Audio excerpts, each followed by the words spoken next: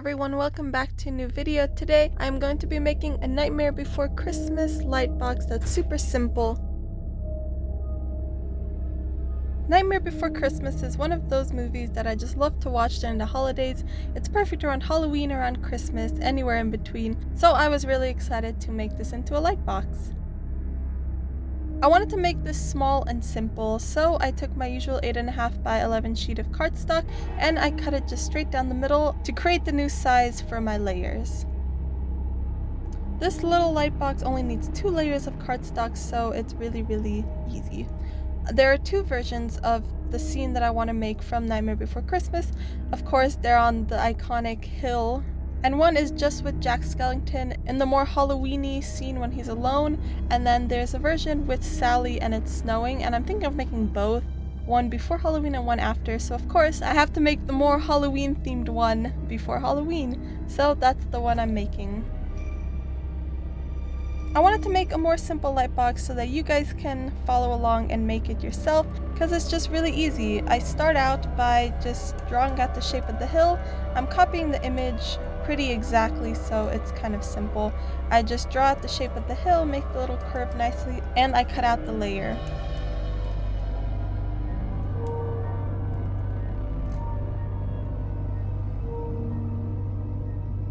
Then on my next layer I get a little can of tuna and I trace a circle for the moon.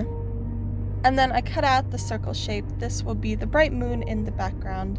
I'm cutting out the shape so that the moon will be bright and the sky will be dark, because in the original image the sky is really dark compared to the moon, so it just fits better that way. And then for the third layer, I'm going to draw the little brick wall with the metal fence coming down into the foreground. This will be our third layer, and I just draw it kind of in the corner using my other layers as reference to plan out how it'll go, and I just draw this out really simply. I want to make the metal railings crooked and jagged so they look more run down and creepy in that whimsical Tim Burton creepy style, so I do that and I cut this out. It's always a little tricky to cut lots of thin pieces, so the spaces in between the fence posts are really tricky to cut out, and I make a few mistakes, but they're not too difficult to fix, so it all went relatively smooth. And if you're enjoying this video and you like the kind of work that I make, I just wanted to let everyone know that I set up a Patreon. There's not much on there right now. It is mostly just if you want to support me and help me make these projects, but I will have some bigger animation projects up there and things like that. But for now, it's just for a little support, so I'll leave the link down below if you want to check that out. Thank you and enjoy the video.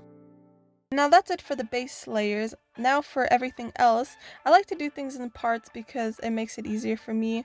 Plan out the base and then add on to it. So now I'm making Jack Skellington. I start out by trying to draw him from memory, and somehow I just couldn't get the proportions right. So I ended up just placing my paper on top of my tablet with the brightness fully up, and I just ended up tracing him, and it turned out a lot better, which is also something you can do if you're not confident in drawing.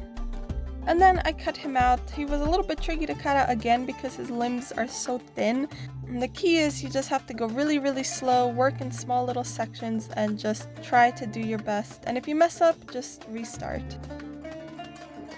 Then I glue him onto the hill in front of the moon.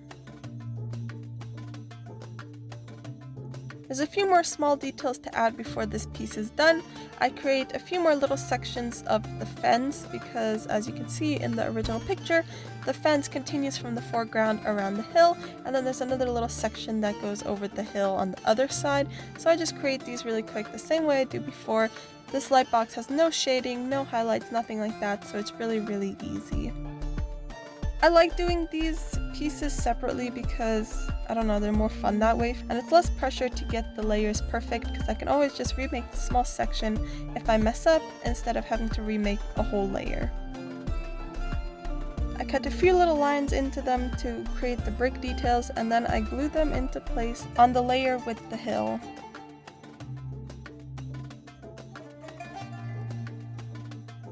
Then I go back to the layer with the cutout of the moon, and I draw out the little ghost dog that's following Jack up the hill. And I also cut him out because he is a white ghost, so cutting him out will make him lighter than the sky, therefore making him look glowy and stand out, and that just fits.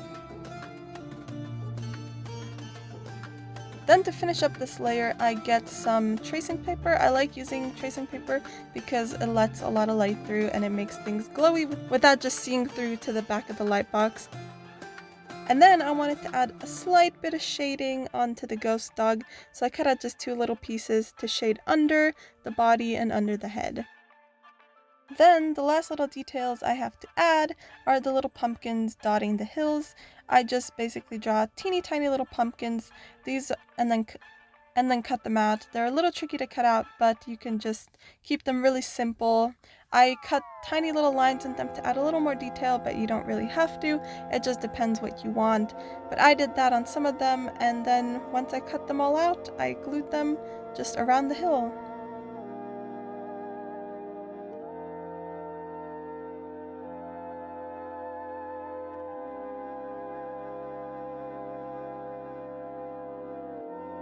And then I get some foam board. I use 1/2 inch thick foam board because it creates a lot of depth and I like that. And I cut out 1/2 inch wide strips to the length of the paper that I have. And I layered them in between the pieces of paper to create the depth. I glue them in place. And then this one, I don't have a little box made for it, but I will. So it's done for now.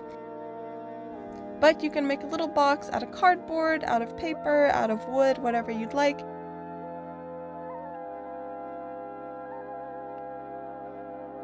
And then you just take an LED strip like I have here and just stick it in the back. You can set it to whatever light setting you want. I choose this yellow color because it kind of fits the moonshine. And here's the finished product. This was super simple, super easy.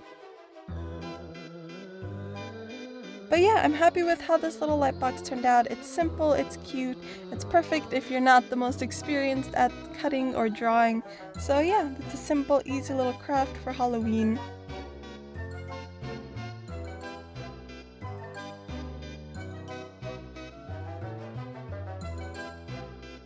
If you enjoyed this video or enjoyed this project, please consider subscribing, and I will see you next time. Bye!